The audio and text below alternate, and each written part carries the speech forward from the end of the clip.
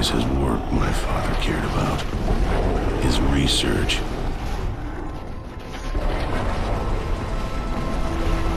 He tried to save his work. I tried to save him. Hello there, Sera from 17 once again, introducing you to the second section to Chapter 2 in my Gears of War 3 Insane Difficulty video walkthrough. So now that we've separated, you're going to be paired off with good old trusty Dom, and we're going to be moving through some quarters of the ship. I'm not too sure what this room's supposed to be. It's like a command center. It looks pretty messed up, and I will be exploring a little bit on this game. The main reason for this is I played it first. My first experience to the campaign was with two of the buddies, and when there's three of you, you're kind of racing for kills and pushing forward and not really paying too much attention to the details of the game, what have you. So this is my first run through solo, straight on insane, lovely sadomasochist, and I'm looking for not only the collectibles I've missed, but for little caches of ammo and little things that could really help. But this section here is an interesting one. What's going to be happening is the Leviathan is now actively eating the ship. She's pissed off, she's, you know, flossing with the hull of this Sovereign, and now the Lambent are joining the party. So what will happen is three guys are going to come out of that door. I throw a lovely grenade then, they didn't even fucking stand a chance. She's then going to start swiping with her tentacle, it starts getting a little bit more hectic, and she dislodges a bunch of polyps. And the problem here is the polyps themselves aren't too bad, but for some reason they want to come for you. They've got a thing for Marcus Phoenix and they just want to rape him. So they rush pretty much all the way past your team. Your team are completely gormless at killing them for some reason, and if you take your eye off them before they're all dead, they will come and kill you. So make sure you focus, get them destroyed, ignore the Leviathan, there's nothing you can do, she's just going to keep using the ship as a buffet, and make sure they don't blow up too close to you or it is insta-death pretty much. And the only other part of this that's even remotely awkward is when the locusts turn up. So there's a bunch more locusts. I use another grenade. I probably didn't need to. I could have gone into cover and just shot the polyps or something, but it's what I decided to do. And I know that there's frequent grenades throughout the game, so you can use them as sparingly as you want. There's only two parts of the game where you need a certain weapon or a certain amount of ammunition to win. Well, you see, I say that, but it isn't true. There are two parts of my guide, of my playthrough, my experience with the game, where you need what I have, or you will fail. That's pretty much what I will put it. You will fail to do the strategies that I'm employing. That doesn't mean it cannot be done, and that doesn't mean you won't find another way. I'm just saying that there's two sections where you need to have what I have to do what I do.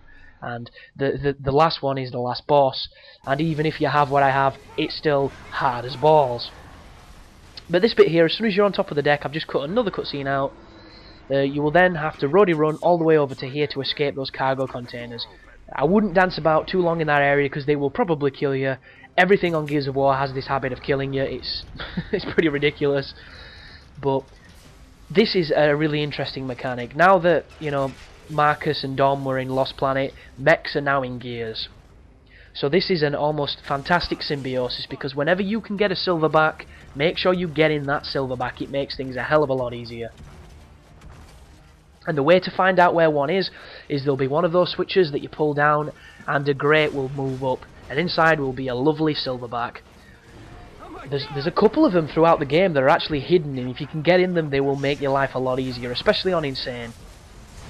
One thing I really don't understand about them, which I'll talk about in a second, because this is the Leviathan, and you are effectively fighting it here, and if you don't hurt its eyes quick enough, you will fail and see the checkpoint. So what I like to do is I like to go into the standstill mode. When you press A, I fire a couple of missiles at it, and then I switch back to my Gatling gun. The Gatling gun works the exact same way it did on Gears 2. You have to cool it with the right bumper, and what you want to be doing here is, now that the polyps have started turning up, to make this a little bit more difficult than it needs to be, if you move towards the back area here, there is a crate to my left that's about torso high, so you can see over it, you can shoot over it, but it covers you a little bit. And you want to try and get as close to that as you can. I'm in a bad spot here. I've kind of put myself in against the wall, but I'm in the missile mode. I fire it off. Do you see it just there when I'm looking at that concrete bit there? That's what you want to be behind. It's good cover, and I'm going to be using it from now on for the rest of the fight. And, what I was saying about the silverback is the silverback has life. Do you see the bar? That does not come back. Once that's gone, the silverback's dead. But at the same time, you're not immortal when you're in it. So if you start seeing the crimson cog icon, it means you're taking damage, and it means you need to stop whatever the hell is hurting you from hurting you, or you'll die. And it's kind of this, it's a tense balance of being offensive but being defensive at the same time, because you've got all this firepower, yet on insane, you could still be killed. So you need to be really careful. And the only thing I don't like about the silverback is how fucking big it is. When you look down your sights, all you can see is your own fat head, because the camera's not great at all when you're in it sometimes. Occasionally it'll be good, other times it'll be bad, and you just can't really see too much, especially when you're aiming at your feet, because all you can see is its bloody legs. And it's a little bit frustrating, but just make sure that you shoot this guy in his eyes, shoot him in his mouth, shoot him everywhere. As long as you're shooting, you shouldn't fail this. I've not failed it yet. The only reason I know you can fail it is because I watched the 45 minutes of the game on GameSpot, where their editors were playing it before it came out, and I've got to say, man, no offense intended, but they fucking sucked. You can't even disguise it. They were just clearly not great gamers.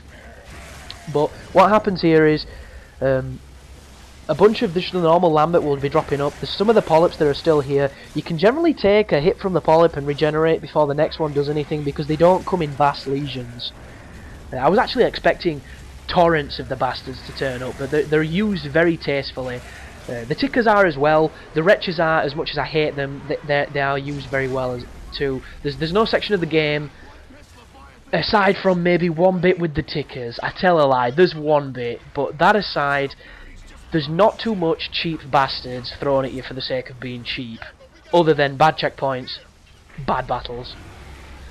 But just keep shooting him in the face, keep creaming him with your silverback, keep, you know, lancing him with your long silky threads of carnal pleasure until he dies. Just keep on cooling your gun, and just keep firing, fire away. Eventually you'll take enough damage, you'll see the cutscene, and it will be the end of chapter 2, I believe. But yeah, just keep spraying him. There he goes. There he's dislodged. He's creaming away. Cole says his ever annoying glowy gravy fucking line, which I really don't like. But thanks for watching, guys. I'll see you in the next one. You take care now.